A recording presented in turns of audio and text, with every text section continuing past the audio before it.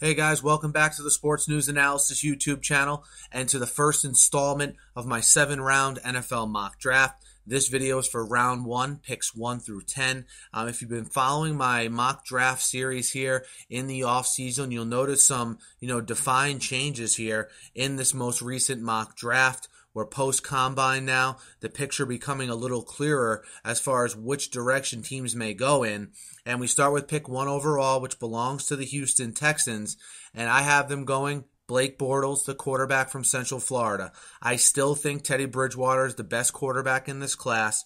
But from what you're hearing and, regarding the style O'Brien wants to play and the links between George O'Leary, the coach at Central Florida, and Bill O'Brien being so strong, at this point I find it hard to believe the Texans will pass on Blake Bortles out of Central Florida.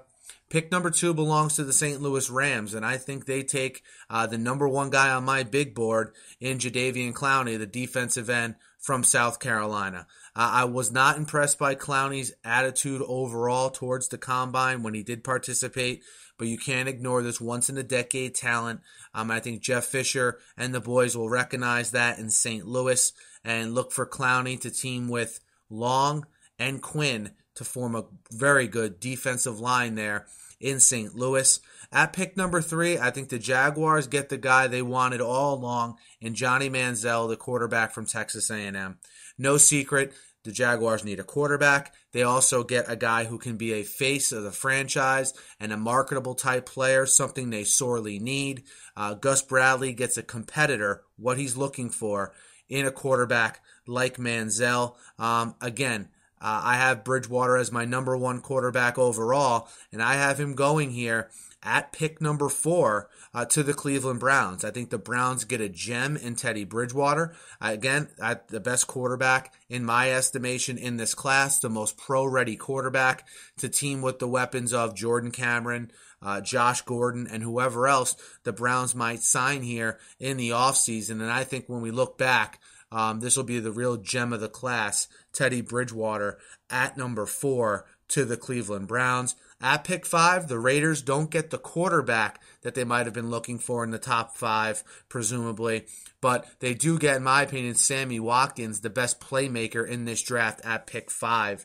And, the explosive wide receiver from Clemson, I think will make a big difference on this Raiders offense and their new quarterback, whoever that happens to be, whether it's a guy they pick later or a veteran they bring in here in the offseason. Watkins 5 to the Raiders.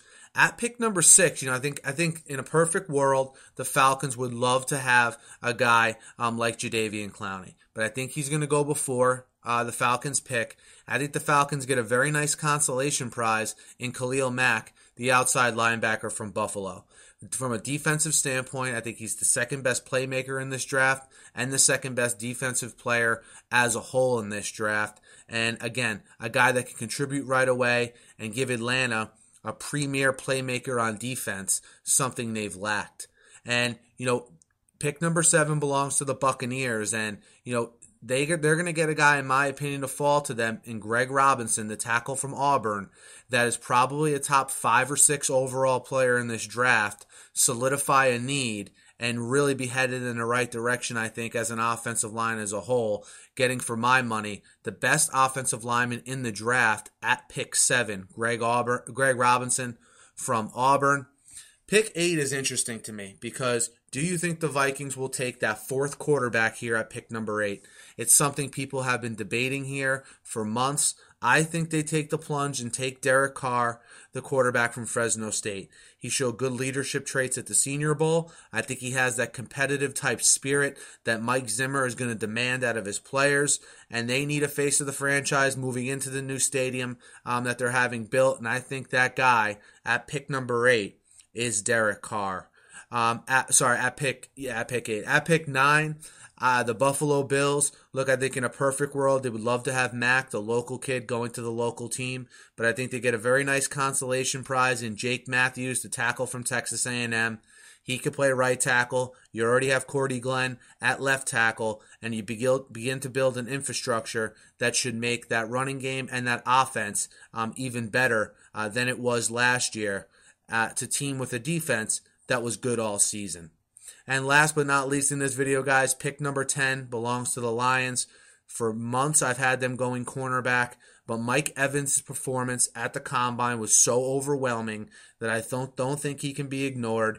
And Matthew Stafford is probably salivating at the opportunity to get Mike Evans and, of course, Calvin Johnson in the same wide receiver duo, and he could really do damage with them. And I just think Evans really solidified his status at the Combine.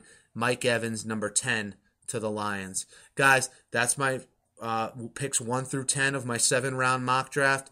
Be sure to subscribe because, again, this is going to be a 7-round mock draft complete with analysis for each pick. So be sure to subscribe. Be sure to catch me on Twitter. Thanks as always for listening, and have a great day.